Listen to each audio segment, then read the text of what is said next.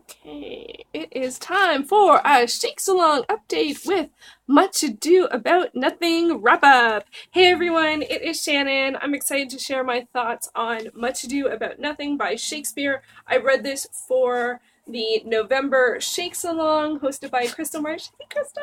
And I am really excited this was what was picked because I don't know much about this one, and I haven't read a comedy out of the Shakespeares for a long time. When I started reading Shakespeare intentionally last year, I started with Two Gentlemen of Verona, and since then I have read 10 plays and only two, so that one and this one, have been comedies. Everything else has been tragedies and histories. So it's nice to get some more comedies in the mix, especially because there are more comedies than tragedies and histories. So I gotta work them in, otherwise that's what I'll end up with all at the end. So, but that's way off, not worrying about that right now. So back to Much Ado About Nothing. This one's interesting. I read it in my big complete works of William Shakespeare. He's such a huge beast. I also listened to an audio recording on LibriVox, which is a great place, a great site, great app. They have different people play the different parts, so you actually get to hear it as a play. And so I did that, and then I watched the Joss Whedon version. So I was fully entrenched in Much Ado About Nothing for an entire week, and I listened to an act a day, which again really worked for me. Another thing I did as I always try and do to help me out to understand it, is I did plot out the different characters and their relationships, just to understand who's who. Surprisingly, okay, so spoilers, nobody, oh, I was gonna say nobody died. Usually I cross them off when they die, so all the tragedies are all crossed off. Everyone's crossed off at the end.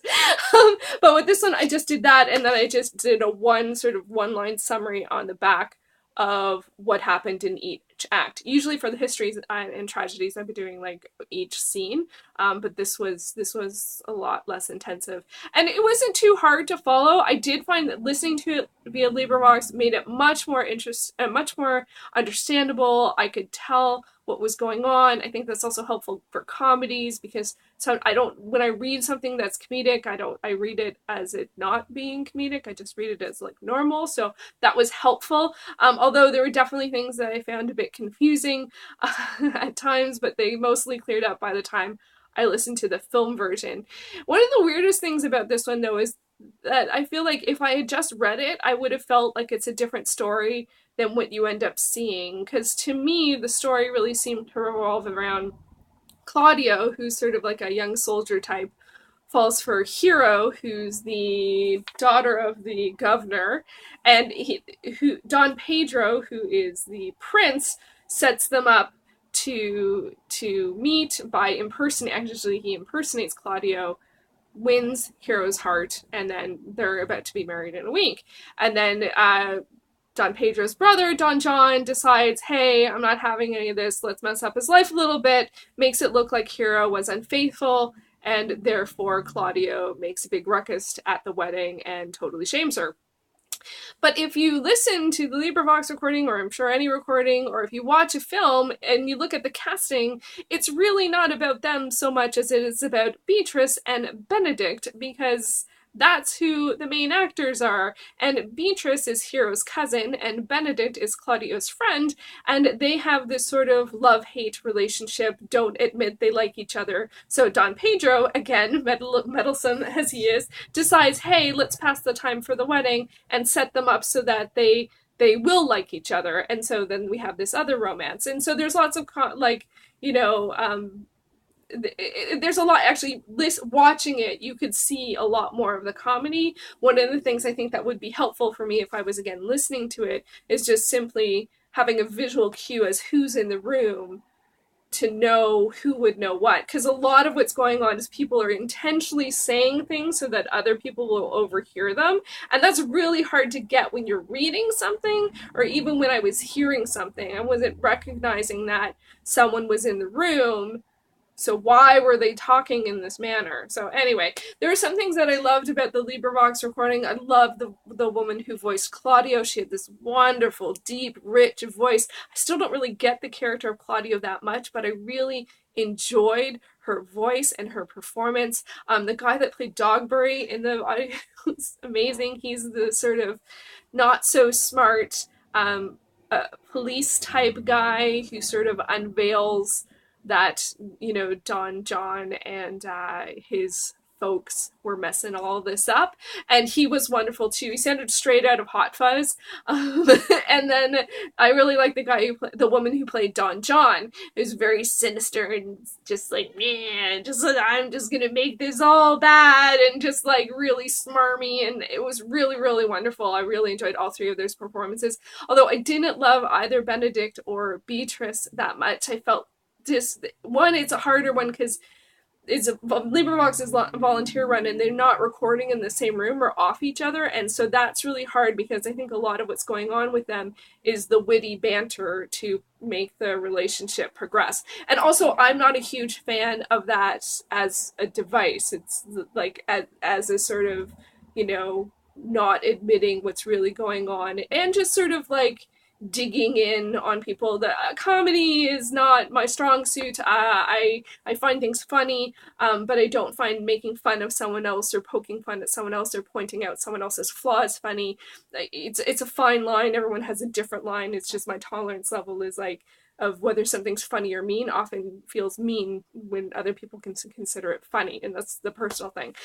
So that's part of the story. So the performances, you could tell that they were really enjoying their performances and their parts, but for me it was a little over the top. So anyway, and then when we move on to the Joss Whedon film version, like for one, it's just like, you know, like it's Joss Whedon.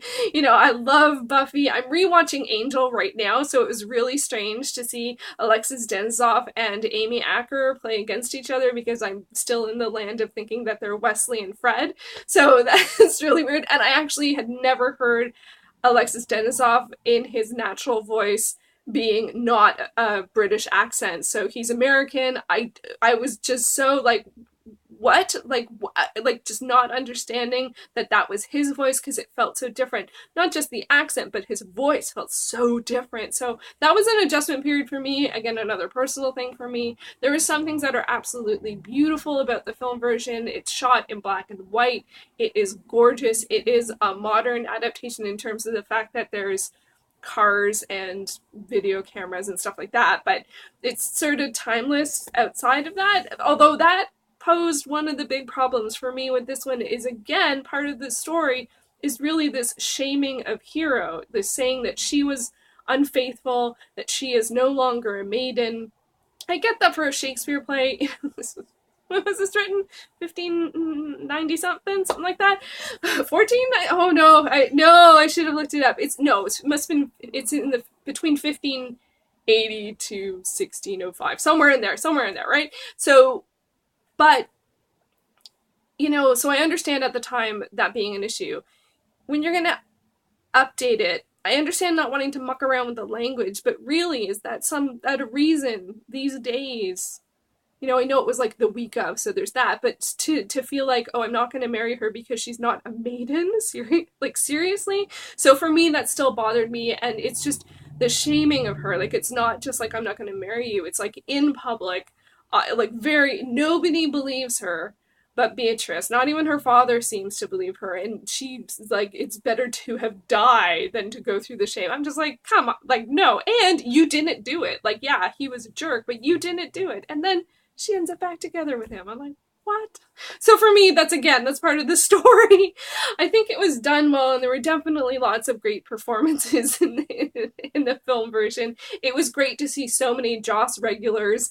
You know, after watching his shows over the years, like, there's just so many familiar faces and just so many people that you get to enjoy their performances. For me, though, one of the big joys was seeing Reed Diamond, who plays Don Pedro, and I know him from back in the day of Homicide: Life on the Street, where he played Kellerman, and I was like, I couldn't figure out who he was because it's been so long, so I had to go look it up.